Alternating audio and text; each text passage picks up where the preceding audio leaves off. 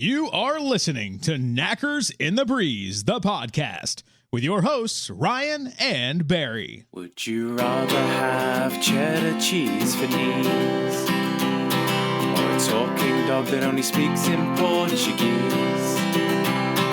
Or to make yourself feel really dry, would you towel dry between your thighs, or dangle out your knackers in the breeze? Welcome to episode 25 of Knackers in the Breeze with me, Ryan. And me, Barry. We are the podcast that tries to achieve philosophical enlightenment by answering questions sent in by our listeners and by other podcasts. Yep. And it is a scorching bank holiday Monday in August. It's so sweaty. And just for you listeners, we've got the door closed for better audio quality, which we may have to open soon or in between questions. If we just, I might just pass out. Yeah, we might just melt. It's probably, 30 degrees? 29, 28, 27, 32, See what it is. 35. It's very hot anyway. 29, apparently. 29 degrees Celsius. Okay, and I mean, a lot of people out there from Utah, etc., might think, oh, that's not that hot. But for us, it really is hot. And y'all don't know what the fucking desert's like. And we don't want a cold breeze coming in here ruining the sound quality. Fuck that.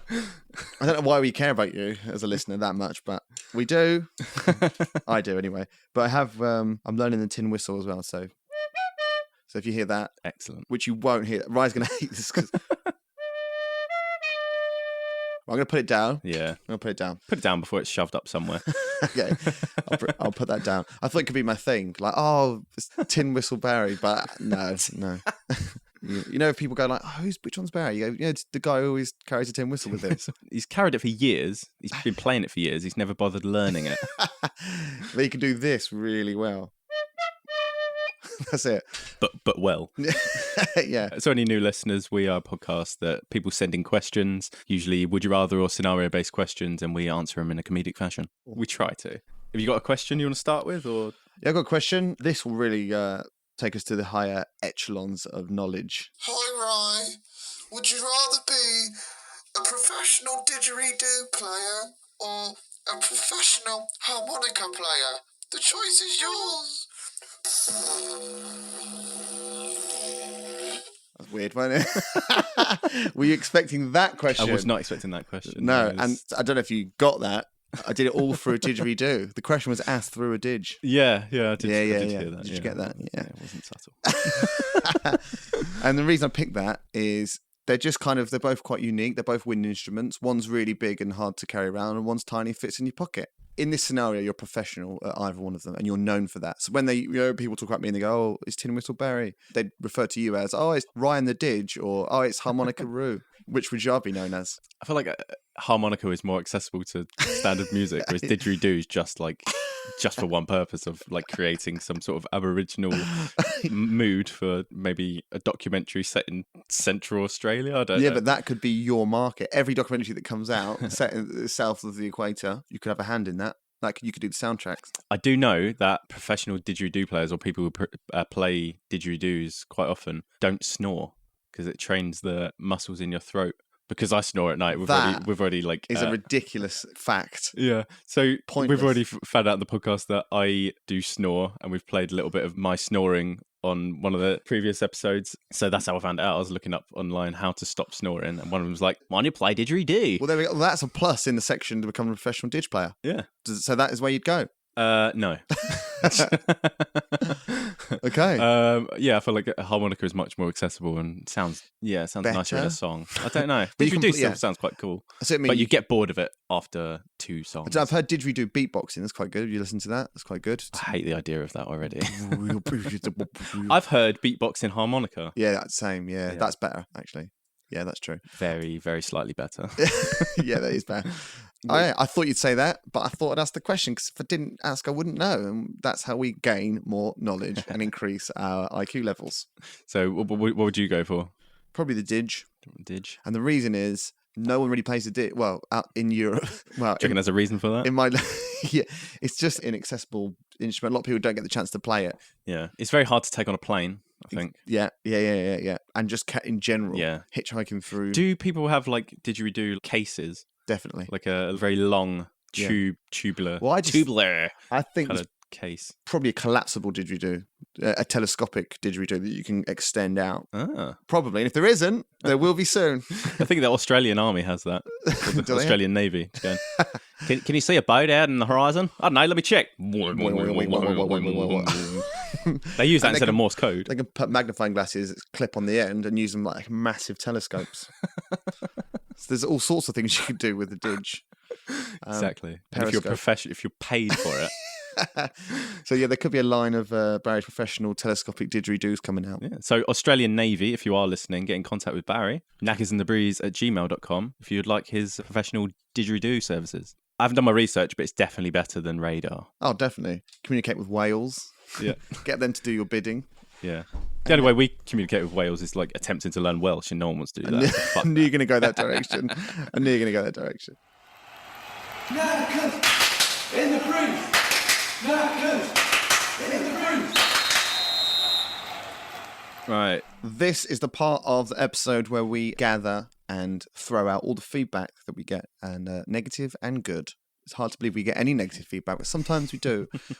And there's no such thing as negative, only constructive. Constructive. Yeah. So I got some feedback from a listener, and it was about the game, actually. Okay. The game, the last episode was called Decibel. Decibel, yeah. Or Great game. Decibel End. Decibel End. Great game. You had to just guess the decibel level of the bell that I was shouting out. And then for a bonus point, if you get the country that the bell resides in, brilliant game. But someone said I should have called that Guessabel. Ooh. Much better name. They're right. Constructive. The other bit of feedback was it didn't work as a game because the decibel reader changed locations constantly. So It's weird how, like, in one of our previous episodes, we've had Tony send in a game, and he obviously put more effort and thought into it than we have here. yeah, this is the same guy who gave that feedback. Yeah. But that's fine. That's fine. Some people are just better at creating games, and he's one of those people. Although, talking of Tony, we did challenge him to kind of have a mashup of the Benny Hill theme, like, and the Birdie song, which was. And I'll put a link in the description of that mashup. He did mash it up. He did a remix. I don't know how long it took him. If it took more than 45 minutes, I mean, it sounds like it should have taken him all day because it's that good. But what I mean is a waste of his time, possibly. Yeah. He's messaged us and said, "I've given it a bit of time, but nothing is working. Birdie Hill is a train wreck. They are two completely diatomically opposed tracks. So I feel like we've wasted a lot of his time there." We haven't, because that's another avenue of human knowledge that we've discovered through this podcast. That those two songs, never the twain shall meet. They don't work together well. We've discovered case closed. what doesn't work. Yeah, case closed. You're welcome, world. Yes, that needs its own wiki page, so somebody doesn't have to waste their time in the future. We've already done it. Well, Tony has. And talking of a challenge to someone else, Sure. I don't know if you remember this or expected them to do it, but a few episodes ago, we had a question from Terracast, and we got onto the subject of George of the Jungle. Yep. And I can't remember if it was you or I, but one of us said we should get them to review George of the Jungle. Yep. And That's something you they would have say. reviewed it on their podcast. If you'd like to check that out, check out Terracast and look for the George of the Jungle review. And that was because of us. Who And wouldn't want to listen to that? I'll play you a little bit of the intro to it right now. Today, we will be reviewing a listener request. One of the most despicable, disgusting, downright repulsive exploitation films ever committed to celluloid. Yes, ladies and gentlemen, I am talking about George of the Jungle. Damn you, Knackers in the Breeze, for making us watch this horrifying experience. I don't know if this was a sick joke or just like some vicarious satisfaction on knowing that we'd be suffering watching this grotesquerie. It is one of the only movies to just genuinely make me feel ill. So they didn't enjoy it as much as Did we they did. watch a different film? Because I don't remember it being that bad. I mean, it's got its charms, right? It's got many charms. I love that film. I know you love it a lot, and it's not that good. It's shit, really. But It's a very typically trashy 90s it's not Disney film. Is it Disney? Warner exploitation? I Brothers. don't know, but it's not as bad as Cannibal Corpse, is it? Is that a film? I don't know. Is that like a 90s kids film? No, not Cannibal Corpse. That's a band. Cannibal Holocaust. That sounds a lot better. Can't be as bad as that. The way he described it is like it's like a snuff film. Yeah. It isn't. It's just a man who lives in the jungle who's a bit like Tarzan. So there is a bit of a twist when they review the film. And if you'd like to know the twist, and check out that episode. Don't want to spoil it. Okay. So we've got another bit of feedback from Econ Podcast. They listened to one of our later episodes, and he says, yeah, I've got to say, you make a good show, and it has good content and audio and good chemistry between the hosts. So it's a bit positive. Okay. And from Fractal Fiction, they say, love the last 2 episodes. I think you held your own really well as a solo host with the guest appearance of the father of Would You Rather. Also, big fan of the use of Fractal Fuckers by Barry in episode 23. That's definitely what we'll call our fans if we ever get to that level. The Fractal Fuckers. Well, consider me a Fractal Fucker. Yeah.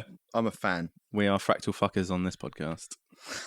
We've got the podcast family is growing, isn't it? Yeah. Like there's a full-on sort of Game of Thrones type family scenario going. A lot more incest is going to happen. Oh, I see what you're saying, like content incest, cross-pollination. That's what you mean, isn't it? Sure. Luckily, we're separated by a lot of oceans between a lot of the podcasts that we're friends with. They can't just turn up on your doorstep. Thank God. No offense to any of our podcast friends. We are growing in terms of friendships. One day, there could be a convention. We all meet up. Be like a little Louis Theroux meetup of all the weird people that he's met throughout. Knackers in the Breeze weird weekend. Yeah. It would be odd, wouldn't it? Yeah. Imagine. It would be utterly bizarre.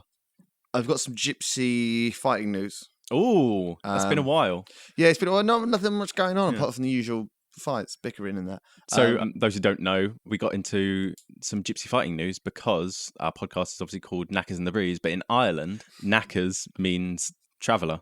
Yep. And we didn't know that until someone Irish commented and told us. So too late to change now. Yeah, that made us look up a bit of gypsy fighting news. Yeah, so we're the first place on the web to go for gypsy fighting news sporadically. So yeah, just a bit of news for all the gypsy fighting fans out there. There is a BBC documentary called Gypsy Blood. It's a fighting documentary, and it explores the legacy of violence handed down through generations of gypsy fathers to their sons. Brilliant, in-depth documentary. If you're interested in gypsy fighting, even if you're just a casual fan, watch that. Maybe we could turn up as like ringside commentators, like Joe Rogan or something. And yeah, that would be welcome with open arms. Yeah, yeah. You go first. Yeah, okay. That's another future project that possibly we'll get into. Just scribbling it out now. Yeah, just gonna make a note of. Yeah, just making a note of that. So there we go. Gypsy fighting news. Right. Feedback done. Yeah. Boosh. Dear Barry, I've asked you a question, but it's been derailed. I left my name, my location on the age on the email. I feel like this podcast relationship will start growing stale, and this lack of reply is becoming beyond the pale. All I want is to feel you inside me. The love I feel for you so strong that it blinds me.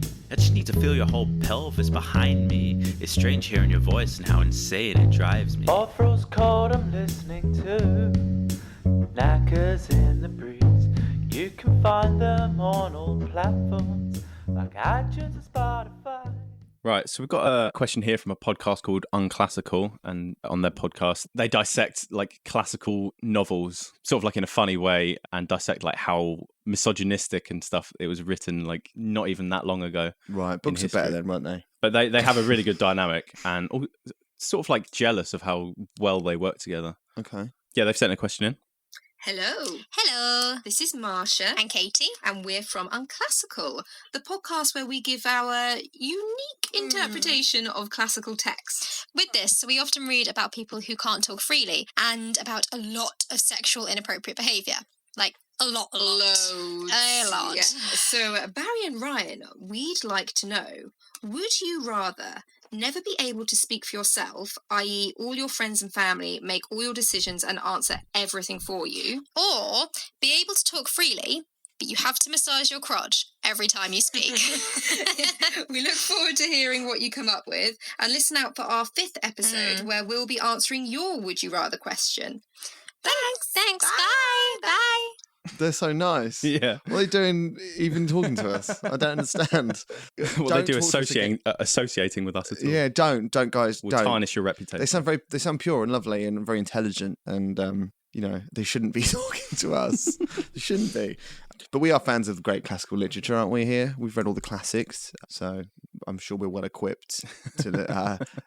Maybe we're not so bad. Where's Wally? The Hungry Caterpillar. Yeah, absolute classic, mate. Have you seen? There's a darker side to it. The sequel. Is there There's a lot of sexual inappropriate content in the Hungry Caterpillar. Do you know what there is as well? You should see when they get into the sausage section. Oh, what he does with that, the dirty bastard. That's why the pages were ripped out when I got to that bit. Glued together. Oh god. And then another really traumatic classical bit of literature is the the spider who swallowed the fly. Oh, the old lady who swallowed the fly. Yeah, I don't know why it's a spider. It's literally called the old lady. I don't know what's it called though. The actual. There was an old lady who swallowed a fly. Why did she swallow a fly? I don't know why. Something like that. And perhaps she'll die. Yeah. And then the spider inside her. Yeah, and it ends up like she ends up eating a horse ends up eating her and everything, doesn't it? It gets really twisted. What is the moral of that story? It does get twisted. Can I quickly look up the lyrics? And by lyrics, I mean text. No, I don't. I mean, listen to this. This is funny. The humour of the song stems from the absurdity that the woman is able to inexplicably and impossibly swallow animals of preposterous sizes without dying, suggesting that she is both superhuman and immortal. However, the addition of a horse is finally enough to kill her. Her inability to survive after swallowing the horse is an event that abruptly, unexpectedly applies real-world logic to the song, directly contradicting her formerly established logic-defying animal swallowing capability. What does that mean? Oh, that's a way to suck the fun out of that fun song. But yeah, I just thought, I remember being as a kid just being a bit, it freaked me out that the goat was eating the dog and the dog was eating the cat and the cat was eating the bird was eating the spider, and it was all happening inside of her. And what is she doing? That is a horror film waiting to happen. Yes, it's like the Human Centipede almost. Yeah. But internally. They're all linked inside of her, wriggling and jiggling inside of her. Disgusting. They're still alive. That's kind of horrific in a way. And we were like reciting this as kids. Oh yeah, especially I remember taking relishing the final line. Perhaps she'll die. And then the final line. There was no lady who swallowed a horse. She died, of course. That's how it ends. Oh, it's crazy. After all that. That does directly contradict her formerly established logic-defying animal swallowing capability. Right, so to get to the question. Oh, there was a question, wasn't there? Would you rather, every time you speak, have to rub your crotch, or that's suggesting that everyone else speak for you? I mean, I'll be honest with you. Crotch rub. Let's be honest. Crotch rub. Surely. Although when they say speak for you, so would I write it down and they would speak on my behalf? No, I think they would just make decisions on your behalf. Like imagine being a woman living in medieval times or whatever. You wouldn't be able to voice your opinion in public. Your husband would have to do it for you, or even if you are like allowed to be out in public or whatever, depending on the culture. Yeah, of course. Ancient Greece was fucking horrible for it, wasn't it? Yeah, not so good. The Vikings weren't too bad, were they? Nothing's really written down about the Vikings. It's all like written afterwards, or because they didn't have a writing system. They had like oral tradition. Yeah. So anything that's written about the Vikings is from like outsiders' perspective. Oh, so we'll never know. Yeah, it's very biased. So. I'm so used to, especially being you're so used to rubbing your crotch. It's going to make no difference in my life. Just being sort of an average white male, sort of just. I carry myself with the confidence of an average white man. I'm used to just saying what I want with no consequence, and I'd struggle not to be able to do that. And if it means rubbing my crotch, that's fine with me. I want to know the intensity of the crotch rub. Is it just like you could get away as like it's an itch, or is it like a leg spread? I don't know. If it's that, then no. You'd be arrested. You wouldn't be able to say. You can say whatever you wanted, but from your cell. Oh, this is one of my favourite Rodin pieces. This poem's called "A Flight of Stars." Twinkle. I'd just like to say a few words. My father was a great human being. He's cherished the world over by everyone he knew. And it's so sad that Stop doing the sound. Stop doing In light of that, if it was the sound, I would get somebody else to speak on my behalf if I had to do that. But if it's just a soft brush, I'd just put a pillow over my crotch whenever I did it. Just like duct tape it around yourself. Yeah. I'd pretend I had one arm, but my arm would actually be strapped to the inside of my body and always on my crotch. But you wouldn't know that. You think, he's only got one arm. My other arm is constantly rubbing the crotch from the inside.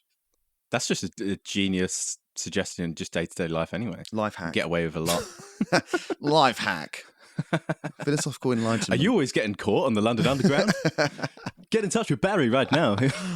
I'll help you strap your arm to your body on the inside of your pants. There we go. Right, the question answered. Yeah, terribly though. Terribly. So yeah, thank you for that question, and good luck with your podcast. Yeah, and if you guys want to hear their response to the question we sent them, then wait for episode 5 to come out for Unclassical. Check them out, and thank you for the question. Yeah, no, I will be checking them out as a fan of classical literature. I'm sure we'll hear more from them in the future anyway. I hope so. If we haven't scared them, or I think they'll go on to bigger and better things. I'll be honest with you. Hitler continues the bombardment of the south coast of England in the Battle of Britain. Countless men, women and children have been civilian casualties of the Luftwaffe's strategic bombing. Not knowing how to combat the enemy, Prime Minister Churchill sends a coded message to Knackers in the Breeze to find out what Ryan and Barry would rather.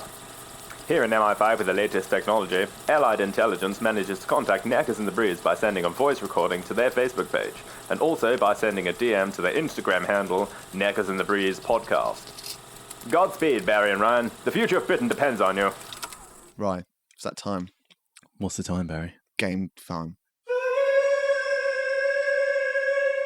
That's more annoying than my fucking tin whistle. Yeah, it's game time. For those that don't know, every episode we do a game, nearly every episode. They're based on crap but fun radio games. Yes, the kind of games you get on local radio stations and things. And what I've found since doing this is it's really hard to come up with games that only work in audio form. Yeah. It's really hard. So a lot of games are very similar. This week there's you've got a choice. Okay. The one you don't pick we'll do next episode. I will say they're both not in the top 10 games, but they're not in the bottom 4. So here you go. I'll give you a choice. It's a bog standard. Oh, these are just time killers. Knackers in the Breeze crap radio game. Yes, it's really shit. One's called Nominative Determinism. Okay. The other one's called Spelling Bee. Now, take your pick.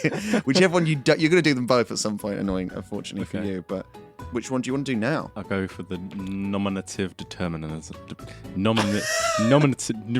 I'll go for Spelling Bee. No, it's too late. You said nominative, and I've just got the theme song. I think I did say it. Nominative determinism. Fuck. Nominative determinism. Yeah. I'll be honest with you. I did the theme song for this, and I pronounced it wrong in the theme song. So, this is nominative determinism.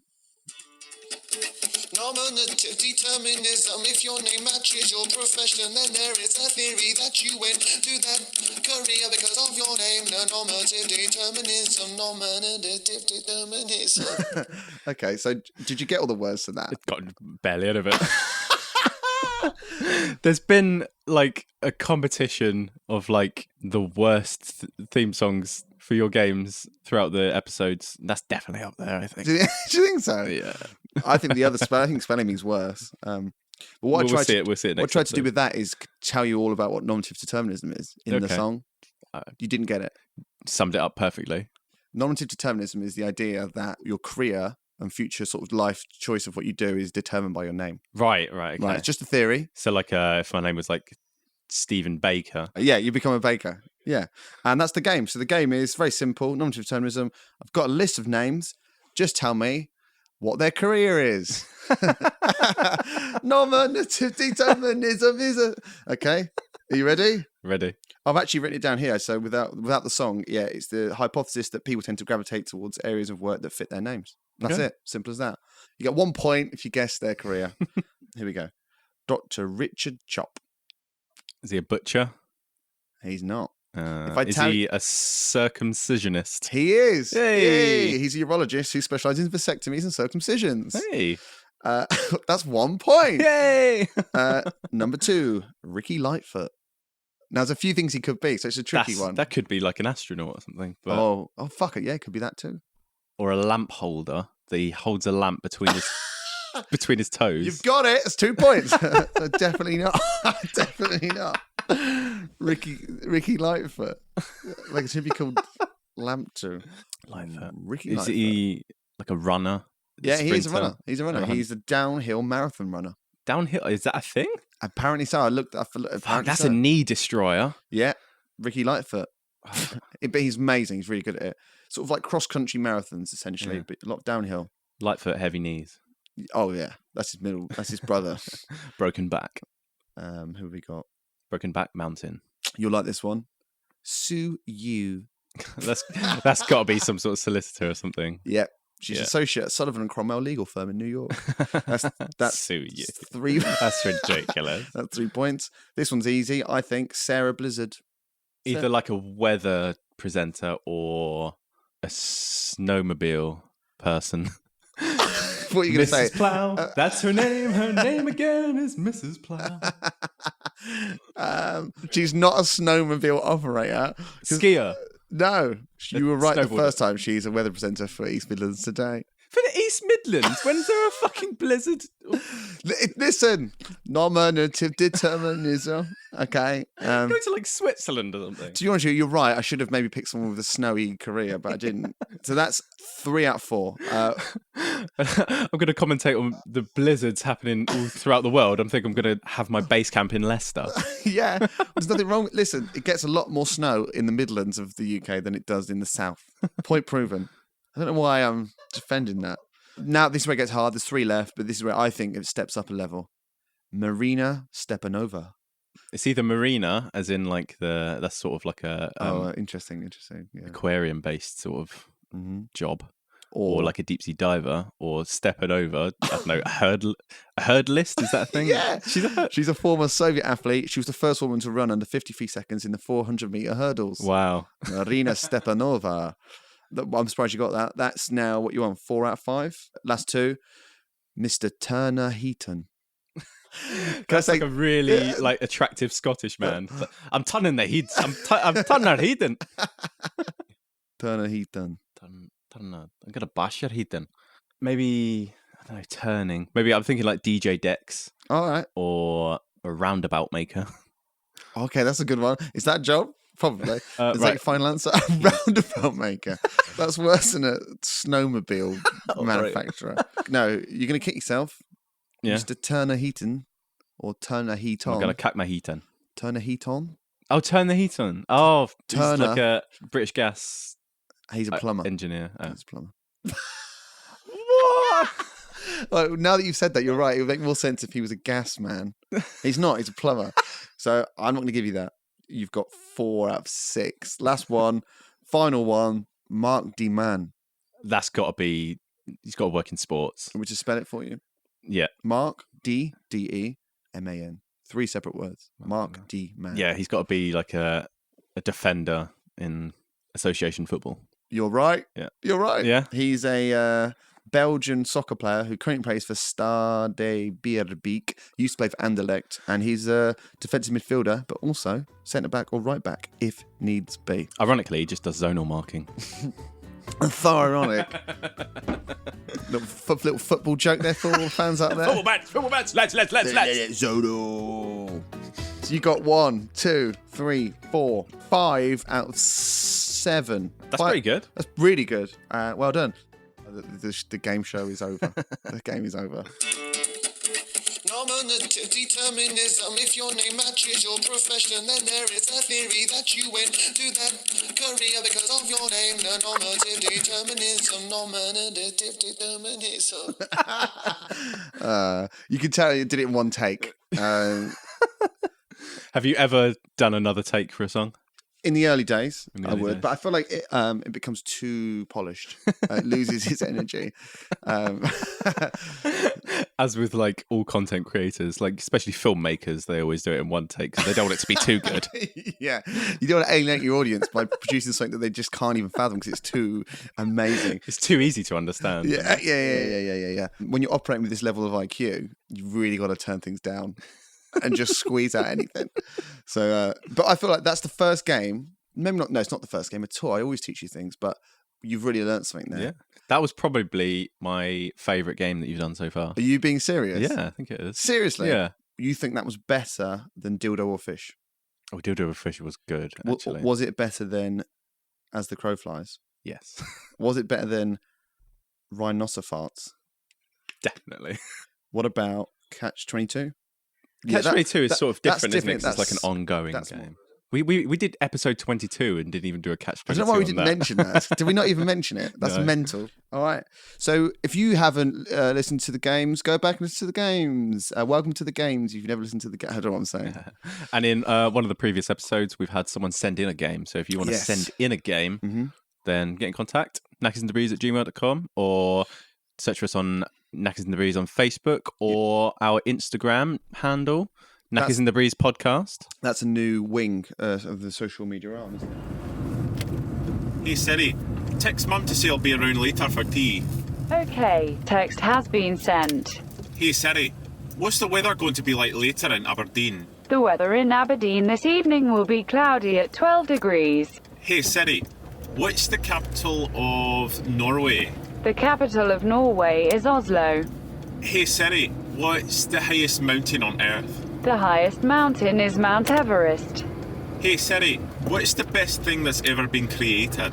Loading Knackers in the Breeze, the podcast. Right, so we've got a question in from a podcast called Radio Nasties, who review films, mainly horror films, and they're quite funny. Another British podcast, so check them out. And this is the question they have sent to us. Hello, this is Richard and Vic from the Radio Nasties podcast, the greatest horror and cult movie podcast known to man. And we have a question for you. Who do you think would be the most gentle lover in bed out of Freddy, Jason, Michael Myers, or Leatherface? Most gentle lover out of them lot. Either way, you fucked. Literally. Right. Oh, okay, I like it. Okay, Right, yeah. so do you know all those? Because I don't quite know. I do, yeah. So Freddy is Freddy Krueger, yeah? Yeah. And he So not him, for one, let's get that straight. What did he was he the dream one? Yeah. So he manifested in your dreams. But he's got sort of long, scissory, horrible fingers, blades. So not Scary Terry from Rick and Morty. No, not to be confused with his half brother. Who's Jason? Jason's guy wears a hockey mask. Oh, in Halloween. Right, yeah. Is that right? Yeah. Do we know what we're talking about? Never. Let's have a look. Jason. And then Mike Myers, he was the one in Austin Powers. Yeah, so Jason is Friday the 13th.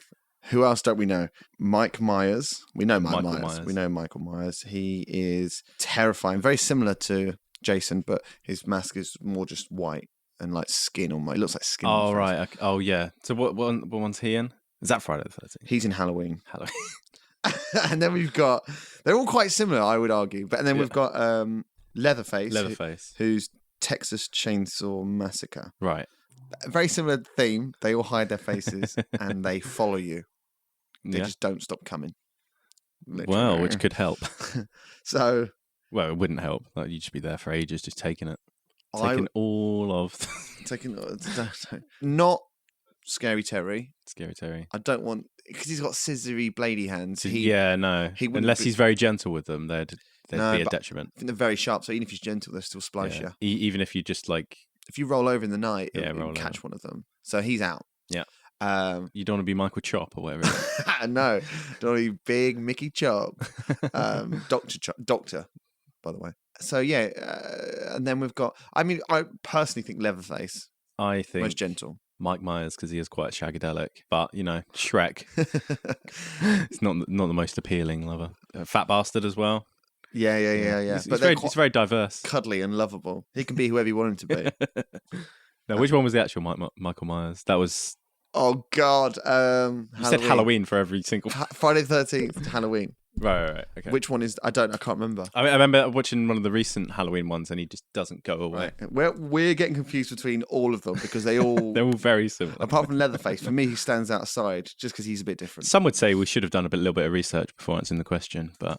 I'm so sorry that we've let you down. Dick and Vic, I'm so sorry. Yeah, anyway, but my first thought, even when you read the question out, was Leatherface, because I think he's just misunderstood. He's just a butcher who has a penchant for chainsaws. Yeah. Take the chainsaw out of his hands. Stick in a vibrator. Well, was that a hedge trimmer or a dildo? That was meant to be like a really powerful vibrating dildo, like a chainsaw. Yeah, because you used to. I think that's not gentle. It's like a massive chainsaw, but with a penis, a head on the end. I just think if a man that can cut a body up knows his way around a bod, and you've got to be very careful not to. He could find the G spot. Yeah, he'll be able to find that. Anything you want. He'll be able to find it. He knows the body inside out, and without the chainsaw, I think he'd have quite soft, lovely hands. Yeah, he always wears gloves, I think. So, him, I think he'd be the gentlest lover. Do you reckon he wears the mask because he's just too beautiful? He could be that as well. Maybe he's the head turner. Yeah, he could be. That could be it. He was sick of the attention. Women always coming round, everything. So he had to start wearing that mask. Yeah. And he had to get the chainsaw to frighten them off because they're just lining up around the block. Yeah. And then if he does happen to chase you, that's because actually he really likes you and he wants to get to know you. But you mistake it for he's trying to kill you. He's not. Yeah. He just wants to. If you just let him do his thing, if you just stand there, then he'll give you the best orgasm ever. But if you move, then your head could come off. Yeah. And I'm going more for the love aspect. You're going for the passionate orgasm aspect. Okay. No, what does okay mean? Okay. I mean, I just think gentle lover means that he's going to cuddle you and stuff. What are you taking it as? That he's going I thought it was like a gentle lover as in during the throes of passion. Right, okay. I'm thinking about the precursor to that, which is just cuddling in bed, giving you a massage or something. Okay. Yeah, anyway, definitely wouldn't want to get it from Scary Terry. No. Who would they go for? Because they know their horror. Yeah. So they'll have in-depth, the backstories, characterization. And we're like, well, the reason he'd be sentenced is because his mother was... We don't know that. I have seen all of these films, but they all kind of merge and they all blend into each other. Halloween was really good. I really enjoyed Halloween. When I did watch them, I didn't think, oh, he'd be good at caressing my back. No, I didn't either. I don't think anybody ever has. Although saying that, no, that's not true. There will be somebody out there who did think that and probably has a bit of a Jason... There will be something. I did see the mask in Scream and just go, ooh. Definitely. There'll be a guy, she's with a guy, been with him for a few months, feels confident enough to ask, if you open that drawer, there's a mask in there. Can you put it on and hold this? I guarantee. And she's got issues. Yeah, or he. I reckon. But anyway, that's going off topic. and Scary Terry, Freddy Krueger. He'd probably be the worst one because he'd just be chopping at you. Yeah, he never sleeps. And he's just awful. Yeah. He's wrong in that so one. He'll keep you up all night, but that's because you're so terrified to actually go to sleep. Yes. Yeah, that's it. You can't... We're going to go all night because I don't want you to murder me in my sleep. Yeah, you can go, you have to put corks in his little fingers. That's I would... Do you know what? If he had that, I would consider going to bed with him, but you're right, you couldn't slip off into a post-coital nap because he'd torture you in your dreams. So you'd have to go for Leatherface, who knows his way. He'd torture you whilst you're spooning him. Yeah, he's got you in both worlds. Yeah, I just think as a butcher, he knows his way around a body. He's quite anatomically minded, so he knows if he does want to pleasure you, he'll know what buttons to press. Exactly. And take away a chainsaw, he knows how to use those hands.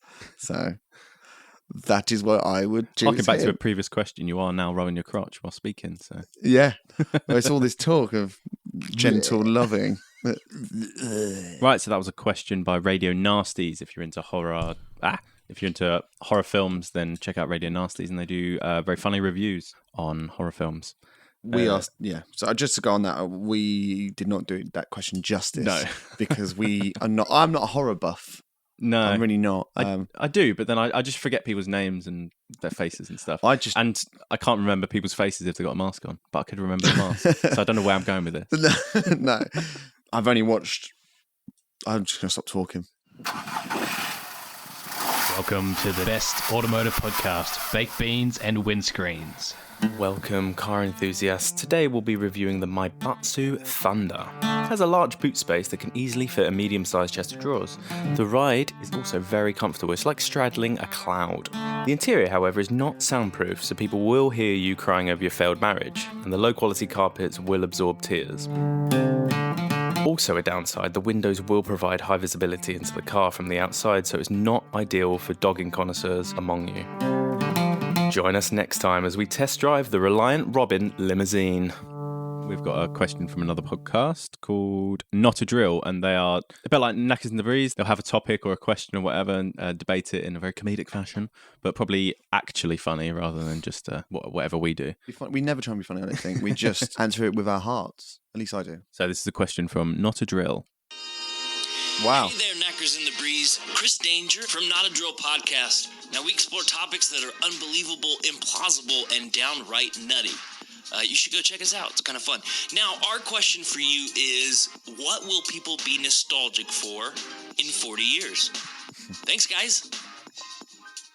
That's a good question. That was easily the best produced question we've had so far, I think. I love that. Can we start adding music to our... Yeah. If you guys want to send in a question, then please add some music into it. As long as it's not a fucking tin whistle. What would people be nostalgic for in 40 years? I'm thinking in a post-Brexit world, people are going to be nostalgic for like food, shelter, the company of other humans. Oh, do you know what? Maybe animals as well, Yeah. you know, with the climate Grass. change. Yeah, like, do you remember birds? Do you remember bees? Yeah. Do you remember blue skies? Do you remember land that wasn't a nuclear wasteland? Yeah. Oh, I miss those days. I think as well, I think people will be a bit nostalgic for Ebola.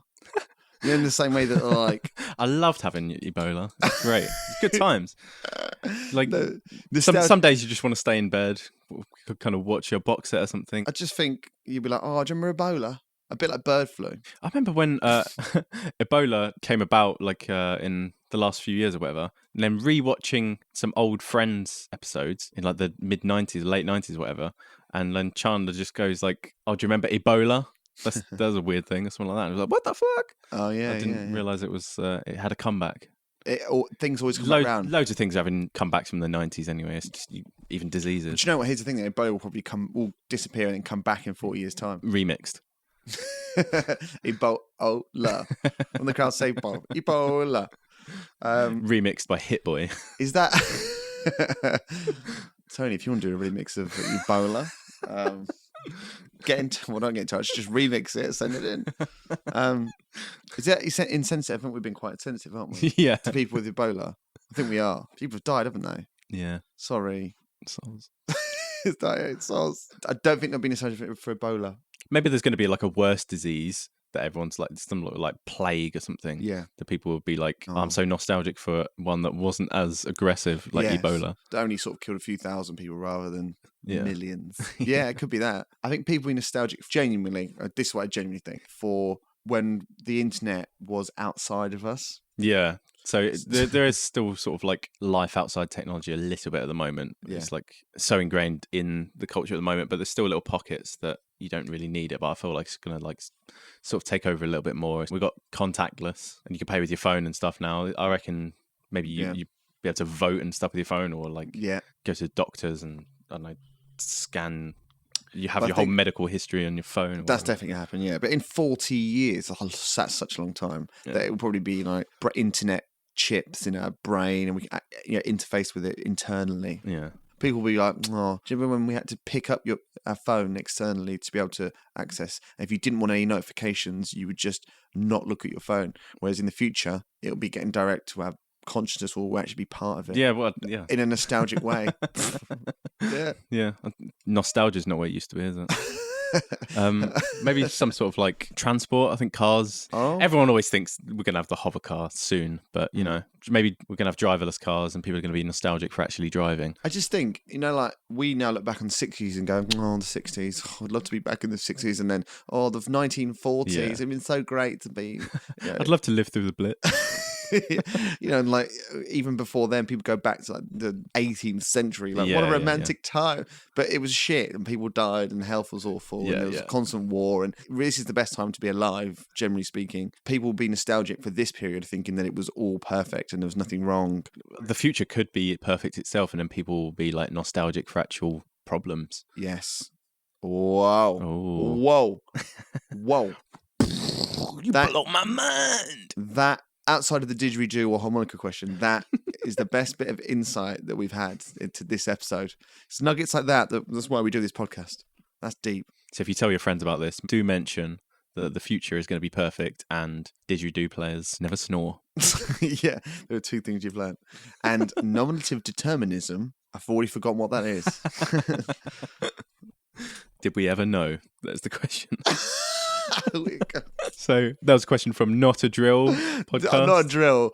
We went weirdly left field with that, I think. But that's what we're all about. Got a bit left field. We got a bit philosophical. I'd love to hear what you think we'd be nostalgic about. I don't. Well, they did actually answer it on one of it. So Not a Drill, they answer questions like this on their podcast and stuff all the time, and they're quite intelligent. Rather than, Do you think they also think about the answers? They have like a more of an informed decision rather than just like spouting nonsense. Yeah, that's the first time I've been encountered with that question. So really on the spot, it's hard to really think. Yeah. But I don't think Ebola anymore now that I've thought about it. Maybe PCs and laptops and stuff. Right. Everything's going to be more like handheld, isn't it? Yeah. Maybe people will be nostalgic for like sitting down and going on the computer. Yeah, possibly. Yeah. I think you're right. I think, here, do you know what? I've got the answer. I know what it is. Now that I've had time to think. Privacy. Okay. Even now, let's look back 10 years, we are so much more open and it's not even like an invasion of privacy because we're just like sharing it openly. Yeah. And I think that will only progress, especially with a whole generation being born into this scene as normal. It's only one more step till our thoughts are being publicized when we interact with, with the brain chips and neural nets. So I think privacy, cameras everywhere, audio monitoring everywhere, just as normal. We'll accept it as normal. You got nothing to hide, you got nothing to worry about. China's got its social credit system where everything's transparent and recorded and you get judged on it and then punished for it. Or we're probably going to have something similar. Or we'll fight it, but we probably will have that at some point in 20 years, 30 years, especially 40 years. And we'll go, do you remember the times where you could have a thought and it was just your own? Tune in next week for the 1984 podcast. We could do a totalitarian themed episode. Hi, this is Marsha. And Katie from Unclassical Podcast, sitting in a rather dark and chilly pub garden. And you've been listening to Knackers in the Breeze with Ryan and Barry. Got a burning would you rather question? Pop them a voice note via private message on Facebook. Just search Knackers in the Breeze. You can also find the boys on Instagram at Knackers in the Breeze Podcast. So head over there to give them a follow. And be sure to also subscribe, write and review wherever you listen to your podcasts. Join them again soon on their quest to achieve philosophical enlightenment. Bye!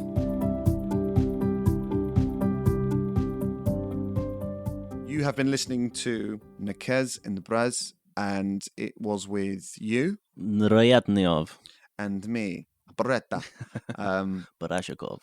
And we forge a new metal, an intellectual metal that can only be found in the grey matter that sits within your brain and cells. And together, we're going to climb to the very, very heights. Yeah, it's been another fantastic episode. From a personal point of view, I've really enjoyed all the questions that have come in from the family of podcasts. So the web is growing. Yeah, one day there'll be a convention with all of these podcasts. Unclassical, Fractal Fiction. If you've sent a question in, come and join us. Maybe episode 50. Yes. It'll be a while. Put some nuts out, some vol au vents, free iron brew, and dandelion and burdock to drink, and some lemonade. We'll just get to have a little party. Have a little party. We can hear your responses to the questions you've asked us. Yeah, it could be a long night. Yeah. Where is everyone? They must have got the wrong directions. Why has nobody turned up? Did they not get the invitations? This is all your listeners. So thank you again to Radio Nasties, Not a Drill, and Unclassical. Check them out. I'll put little details in the episode description. And to play us out, this is a song that I've called Enlightenment. Thank you.